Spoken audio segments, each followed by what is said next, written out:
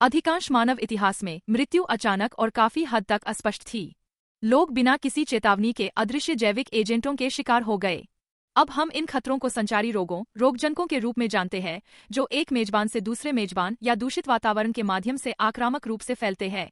सबसे विपुल हत्यारों में से कुछ बैक्टीरिया, टाइफाइड, हैजा, तपेदिक और एंथ्रेक्स थे, जो सूक्ष्म हत्यारों के रूप में संचालित होते थे। फिर वायरस आए, pizza, dengue, chicken pox, HIV और पोलियो के प्रभाव ने बड़े पैमाने पर सामाजिक व्यवधान पैदा किया। प्रोटोजोअन परजीवी मलेरिया और नींद की बीमारी लेकर आए, जबकि रिंगवर्म जैसे फंगल संक्रमण निकट शारीरिक संपर्क के माध्यम से तेजी से फैलते हैं। क्योंकि इनमें से प्रत्येक जैविक शत्रु ने पूरी तरह से अलग अलग तंत्रों के माध्यम से हमला किया, मानवता अंधेरे में एक अराजक असंगठित युद्ध लड़ रही थी। वैश्विक सुरक्षा स्थापित करने के लिए विश्व स्वास्थ्य संगठन को एहसास हुआ कि इन विशिष्ट खतरों पर नजर रखने के लिए उन्हें एक एकीकृत भाषा की आवश्यकता है। उन्होंने बीमारियों का अंतर्राष्ट्रीय वर्गीकरण या ICD बनाया। इस ढांचे का मतलब था कि एक ग्रामीण क्लिनिक में एक विशिष्ट रोगजन की पहचान करने वाला एक स्थानीय डॉक्टर रुग्मता आंकड़ों के वैश्विक डेटाबेस में सीधे एक मानकीकृत कोड फीडिंग लॉग कर सकता है। एक सदी से भी अधिक समय से सार्वजनिक स्वास्थ्य अधिकारियों ने दुनिया भर में बड़े पैमाने पर संक्रामक प्रकोपों के EB और प्रवाह को मैप करने के लिए इस डेटा का उपयोग किया है। वास्तव में हमें किस चीज से मारता है, इस पर सावधानीपूर्वक नजर रखने से ICD डेटा ने अंततः एक पैटर्न का खुलासा किया जो वैश्विक चिकित्सा का फोकस बदल देगा। उस सभी ICD डेटा की व्याख्या करने के लिए शोधकर्ताओं ने रोग ढांचे के वैश्विक बोझ को विकसित किया। रूपरेखा एक महत्वपूर्ण मीट्रिक विकलांगता समायोजित जीवन वर्ष या डेली पर निर्भर करती है। परंपरागत रूप से स्वास्थ्य को संभावित जीवन के वर्षों के खो जाने से मापा जाता था। प्रारंभिक मृत्यु से समयरेखा खंड गायब हो जाता था।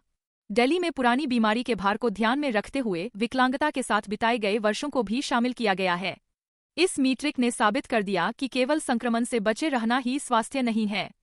इसने आधुनिक बीमारी की छिपी हुई दीर्घकालिक लागतों को उजागर किया।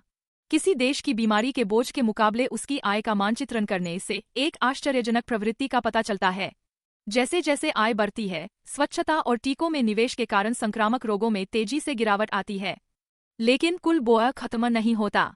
यह गैरसंचारी रोगों के विस्फोट में बदल जाता है। शरीर पर आक्रमण करने वाले बाहरी रोगाणुओं से लड़ने के बजाय अब हम आंतरिक शारीरिक विकारों से जूझ रहे हैं।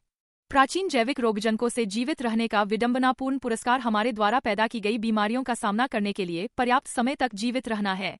आज गैरसंचारी रोग कम से कम 43 है, हर साल लाखों मौतें। यह समस्त वैश्विक मृत्यु दर का 75% है। प्राथमिक हत्यारे अब हृदय संबंधी रोग, कैंसर, पुरानी श्वसन स्थितियां और मधुमेह है। इन स्थितियों में अक्सर अत्यधिक जटिल चिकित्सा हस्तक्षेप की आवश्यकता होती है। बनाए रखने के लिए डायग्नोस्टिक फ्रेमवर्क का नवीनतम संस्करण ICD-11 विकसित हुआ है।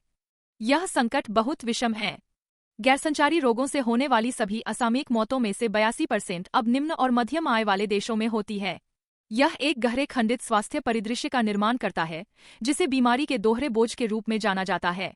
विकासशील देशों को हैजा और मलेरिया के शास्त्रीय प्रकोप से लड़ने के साथ साथ हृदय रोग और मधुमेह की बढ़ती लहर का इलाज करने के लिए मजबूर होना पड़ता है। आगे बढ़ते हुए वैश्विक स्वास्थ्य के लिए एकीकृत दोहरे दृष्टिकोण की आवश्यकता है। निवारक स्वास्थ्य देखभाल और शहरी पुनर्निर्देशन अब वैश्विक स्वास्थ्य के लिए आवश्यक उपकरण के रूप में वैक्सीन और एंटीबायोटिक्स के साथ बैठते हैं। सटीक डेटा और आधुनिक चिकित्सा ने हमें अतीत के शिकारियों से आगे निकलने की अनुमति दी। हमारी अगली चुनौती उस दुनिया को प्रबंधित करना है, जिसे हमने उनकी जगह लेने के लिए बनाया था।